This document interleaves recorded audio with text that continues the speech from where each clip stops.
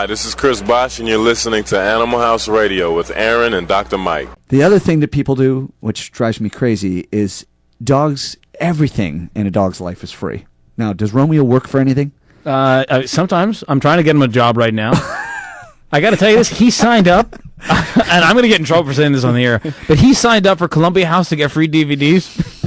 And then we got a credit card in the mail. It's like Romeo Thomas. I'm like, oh my goodness, Romeo, you can go shopping.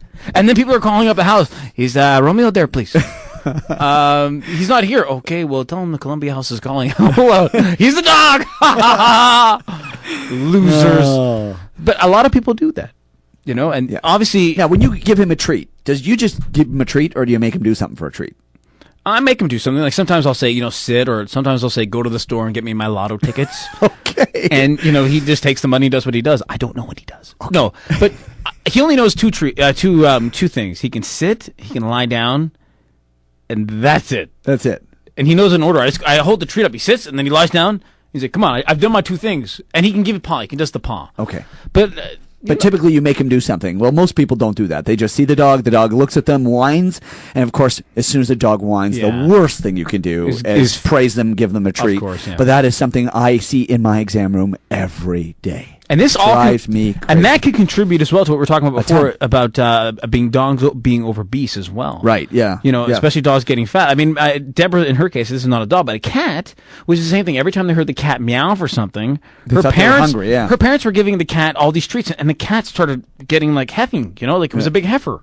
Yeah. The bobs was the bobs, right? Right. But then you said, hey, you know, you got to relax with the treats. You can't give the, you know, and it's the same principle, I think, with a dog, but obviously a dog it's a little bit different than a cat. Right. So if we eliminate the treats and we eliminate the toys and the treats and stuff like that, what's next? What's next? Well, yeah, the toys are important too. That you don't want to give them their toys and have them out there all the time because, again, if you have a child and everything the child wants, the child gets. Anybody with a brain knows what's going to happen to that child. They're going to be a spoiled, rotten brat. Like my sister. And they'll misbehave because they know they're going to get anything they want. It's the exact same thing with dogs. If you let them get away with everything and give them everything for free, they will misbehave. Basically, if you treat them like a human, they're going to act like a human. Right. And you know what they do? All of a sudden, you've given them all these things for free. They figure they're the big honcho, so they take on the alpha dog role, the leadership role. Mm-hmm. And then what ends up happening is one day you go to give them a kiss, and they don't feel like a kiss, and they nip at you or they bite you.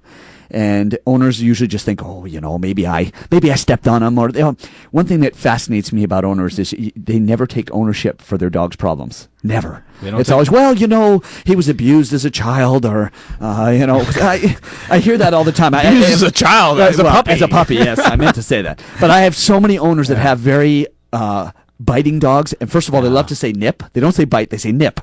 Well, what does that sound less aggressive than bite? A nip is bad too, but they say, he nips me all the time. But no, Dr. Mike, he just nips. It's only 85 stitches. Yeah, it's a love nip. Yeah. In the meantime, I'm looking at the holes in their arms. That's bad. So that's very frustrating because, you know, it's so true with families. My son plays rep hockey, and one thing I love is you see parents talk about their kids being the most amazing hockey players, and the kids can't play hockey. And you think, wow, this parent is blinded. Well, they do that about their dogs too. The dog's warning. Yeah, he bites me every day, but otherwise he's such a lovely dog. And I think, wow, dogs should not be biting you ever, ever, ever. And if it is, then you have a problem. So don't make excuses for your dog. Like any problem, if you address it, it gets fixed. If you don't address it, it gets worse. So, and obviously you don't want to fail to recognize the problem. So if there is a problem, you have to address the problem, is what you're saying. Right. Because if you don't, it's going to make it worse. Yes. And you know what ends up happening? A lot of puppies will do a lot of biting, and the biting gets worse and worse and worse. And I have tons of people that have aggressive adult dogs, and they say to me, oh, you know what? When he was a puppy, he was just a puppy. I thought he'd get over it. You know, I thought with age he'd get over it. And what they don't realize is puppies, as they get older and they turn to adult dogs, the problem simply escalates. And now they're being aggressive in a more painful manner. And by that point, people are flustered and they can't do anything about it. Still waiting to hear anybody's opinion on this. 416-785-0680, 416-785-0680. Yeah, if you have an aggressive little dog, call me up. Yeah, I'd love an to aggressive talk about big dog. Aggressive big dog. But I'll tell you, it's a 95-5 ratio. Yeah, absolutely. It's really the small ones. Oh, it's always the small ones. And you know what? The funny thing is when it's because they're spoiled. Well, that's the thing. I walk my dog occasionally. And when I walk him, and there's a small little dog, he goes crazy. The other dog, I bet the small dog goes even crazier. the small dog's like, yo, what's up? Bring it. And why do you think he's like that? I Because don't his know. parents have said, And then his parent, and then the owner will pick up the small dog. I And know. stop it, come with me, and they'll walk away. and they're really rewarding the dog for that behavior. Exactly. Yeah. Dog's like, thank you. It's a German dog, obviously. There you go. Thank you for picking me up. Well, I tell you, I had a little Chihuahua in the other day, and a cute little old lady with a little Chihuahua, and the dog came in and literally went for me, and I mean really viciously, teeth bared, and she picks the dog up and puts her close to her bosom and pets it on the head. So, no, don't do that. That's not nice to bite the doctor. And I'm thinking the tone of her voice. It didn't matter what she said. You know, it was how she said it.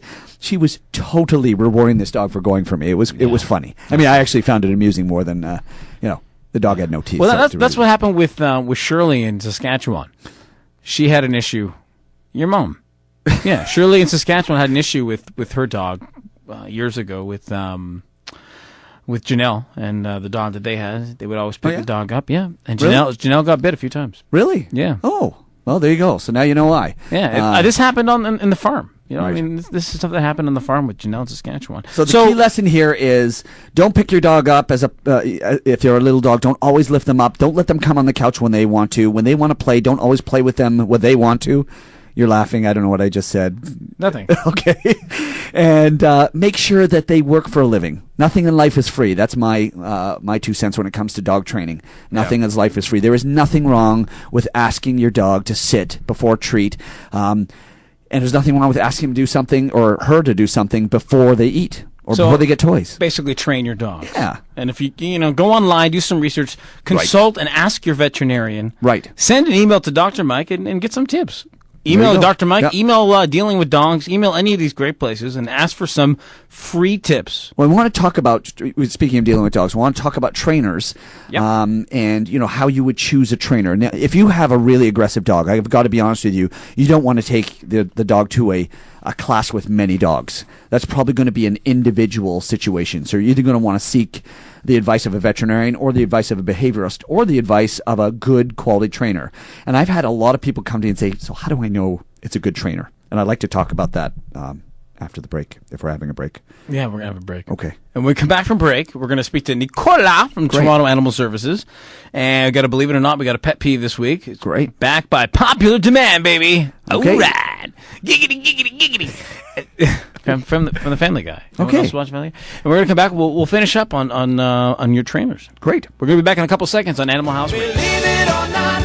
Nicola, you're on Animal House Radio. I am, I know. How are you, darling? I'm privileged to be the best at the last at the best. I don't know what I'm saying. Exactly. Usually I'm the one who's... Leave that up to Aaron. Yeah. This is, as we do every single week, we do Believe It or Not with Nicola from the City of Toronto and Toronto Animal Services. So, are you ready for some Believe It or Not? Lay it on me. Okay, baby. A goldfish has a memory span of 3 seconds. Not 4. You're being too generous, too generous. Well, 3 seconds. I only wish some of my ex-girlfriends had that, man. A mule won't sink in quicksand, but a donkey will. Believe it or not, more people are killed annually by donkeys than in airplane crashes. I believe that because donkeys don't fly. Well, we need to do something about donkeys. If people knew that donkeys killed more people than airplane crashes, I'm telling you, there'd be something done in the United States Congress. Penguins are the only birds that can leap into the air like... Come on, say it. All right, I'll say it. Porpoises. I would love to have heard what you'd want to call that. Whatever. All right. Okay. Pigs can cover a mile in 7.5 minutes when running at top speed. That's pretty good, actually. Yeah. Better than me. Yeah. Yeah. Okay, I'm not going to read that. A crocodile cannot stick its tongue out. Yes. Did you do that already? True. Thanks for ruining it. And last but not least, how many eyes does a blue scallop have? A what? Excuse me. How many eyes does a scallop have? If you get this right, I will give you a prize right now tonight on the show. Someone's going to win something if you get this right. Okay. How many eyes does the scallop have? It's between 1 and 50. 12. 12. You got that wrong.